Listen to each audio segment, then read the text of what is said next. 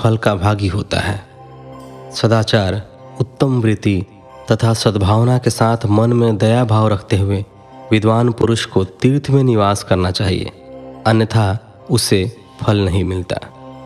पुण्य क्षेत्र में जीवन बिताने का निश्चय करने पर तथा वास करने पर पहले का सारा पाप तत्काल नष्ट हो जाएगा, क्योंकि पुण्य को ऐश्वर्यदायक कहा जाता है।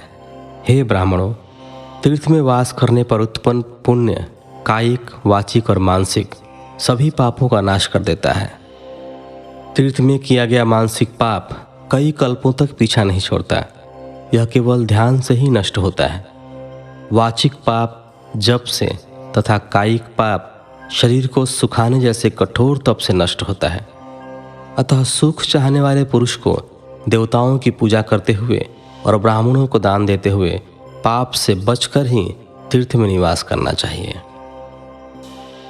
13वां अध्याय सदाचार, संध्या बंदन, प्रणव, गायत्री जाप एवं अग्निहोत्र की विधि तथा महिमा। ऋषियों ने कहा, सूत जी, आप हमें वह सदाचार सुनाइए जिससे विद्वान पुरुष पुण्य लोकों पर विजय पाता है। स्वर्ग प्रदान करने वाले धर्ममय तथा नरक का कष्ट देने वाले अधर्ममय आचारों का वर्णन कीजिए। सूत जी बोले, सदाचार का पालन करने वाला मनुष्य ही ब्राह्मण कहलाने का अधिकारी है। वेदों के अनुसार आचार का पालन करने वाले एवं वेद के अभ्यासी ब्राह्मण को विप्र कहते हैं। सदाचार, वेदाचार तथा विद्या गुणों से युक्त होने पर उसे द्विज कहते हैं।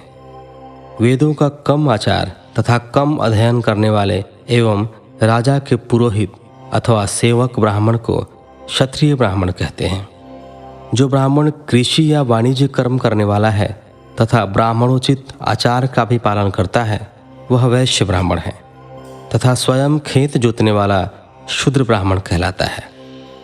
जो दूसरों के दोष देखने वाला तथा परद्रोही है, उसे चंडाल द्विज कहते हैं।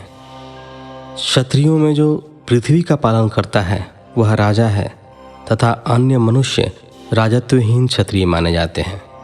जो धान्य आदि वस्तुओं का क्रय विक्रय करता है वह वैश्य कहलाता है। दूसरों को वणिक कहते हैं। जो ब्राह्मणों, क्षत्रियों और वैश्यों की सेवा में